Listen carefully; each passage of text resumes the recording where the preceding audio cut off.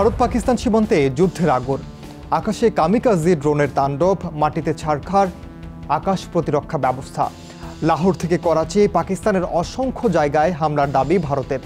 পাকিস্তানের পাল্টা দাবি তারা ধ্বংস করেছে ভারতের যুদ্ধবিমান। চীনও ঢুকেছে এই লড়াইয়ে, শেয়ার বাজারে লাফ দিয়েছে J-10 যুদ্ধবিমান নির্মাতা কোম্পানি।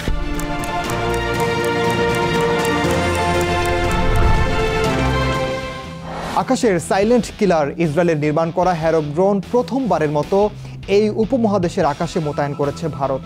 ভারতের হ্যারপ ড্রোন কতটা শক্তিশালী? পাকিস্তান কি সত্যিই রাফাল গুড়িয়ে দিয়েছে, নাকি সবটাই প্রোপাগান্ডা?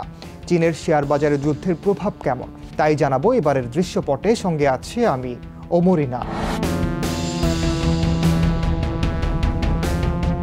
7 মে প্রথম পাকিস্তানে হামলার পর 8 মে আবার ভারতের হামলা।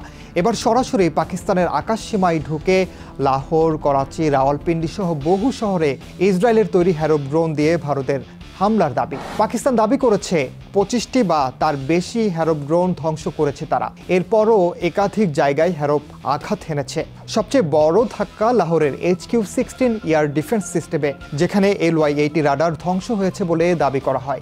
ভারতের প্রতিরক্ষা মন্ত্রী রাজনাথ সিং এর দাবি, লাহোরের এয়ার ডিফেন্স সিস্টেম একেবারে ছারখার করেছে ভারত। পাকিস্তানের সেনাবাহিনীর 4 জন আহত হয়েছেন, যার মধ্যে 2 জনের অবস্থা আশঙ্কাজনক বলে গণমাধ্যমে দাবি করা হয়। পাকিস্তানের সরকারের ভাষায় এই আক্রমণ স্পষ্টতই যুদ্ধের উস্কানি। অফিসিয়াল বিবৃতিতে পাকিস্তান জানায় ক্ষয়ক্ষতি সীমিত, তবে ওপেন সোর্স ইন্টেলিজেন্স রিপোর্ট বলছে ভারতের লক্ষ্য ছিল লাহোরের এয়ার ডিফেন্স রাডার সিস্টেম, চীনা HQ-16 বা LY-80 রাডারের অংশ ধ্বংস করা। ভারতও বিবৃতিতে দাবি করেছে তারা পাকিস্তানের এয়ার ডিফেন্স রাডার সিস্টেমকে টার্গেট করেছে।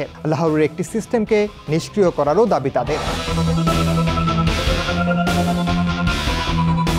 এবার পাক ভারত উত্তেজনায় দক্ষিণ এশিয়ায় প্রথমবারের মতো হ্যারপ ড্রোনের ব্যবহার দৃষ্টান্ত হয়ে থাকবে বলে মনে করেন বিশ্লেষকরা। মধ্যপ্রাচ্য এবং আজারবাইজান আর্মেনিয়া সংঘাতে এরই মধ্যে পরীক্ষিত এই ড্রোন।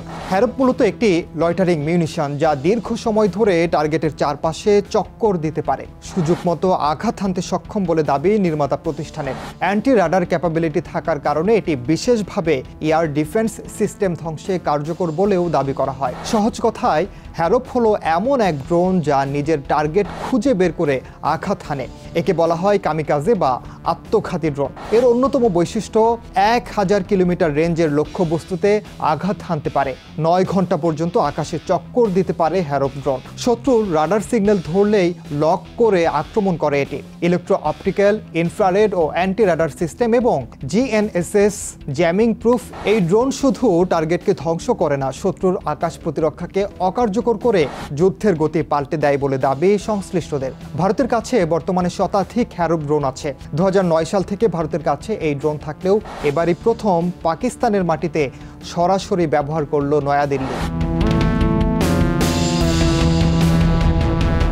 এর আগে পাকিস্তান দাবি করে তাদের কাছে থাকা চীনা J-10C ফাইটার দিয়ে ভারতের 5টি যুদ্ধবিমান গুড়িয়ে দেওয়া হয়েছে, যার মধ্যে 3টি ফরাসি অত্যাধুনিক রাফাল যুদ্ধবিমান। পাকিস্তানের পররাষ্ট্রমন্ত্রী ইসহাক দার দাবি করেন তাদের কাছে আগেই ভারতের হামলার গোয়েন্দা তথ্য ছিল, তাই আগে ভাগেই J-10 পাঠানো হয়। চীনা গণমাধ্যম বলছে J-10C এর PL-15 মিসাইল রাফালের ম্যাচিওর মিসাইলের চেয়ে অ্যাডভান্সড। বিশেষজ্ঞদের মতে রাফালের AESA রাডার বা RBE-2 এর পারফরমেন্স J-10C এর চেয়ে এগিয়ে।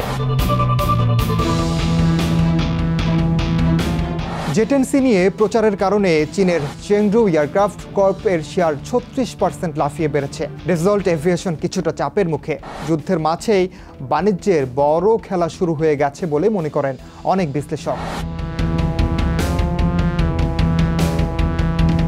এই যুদ্ধ দেখিয়ে দিল ড্রোন এখন যুদ্ধের অন্যতম মূল হাতিয়ার। সাইবার হামলা, ইলেকট্রনিক ওয়ারফেয়ার আর ড্রোন স্ট্রাইক সব মিলে দক্ষিণ এশিয়ার যুদ্ধের মানচিত্র বদলাচ্ছে। পাকিস্তান ও ভারতের মধ্যে উত্তেজনা যেমন চরমে, তেমনি আন্তর্জাতিক মহলও শঙ্কিত, কারণ দুদেশের হাতেই পরমাণু অস্ত্র।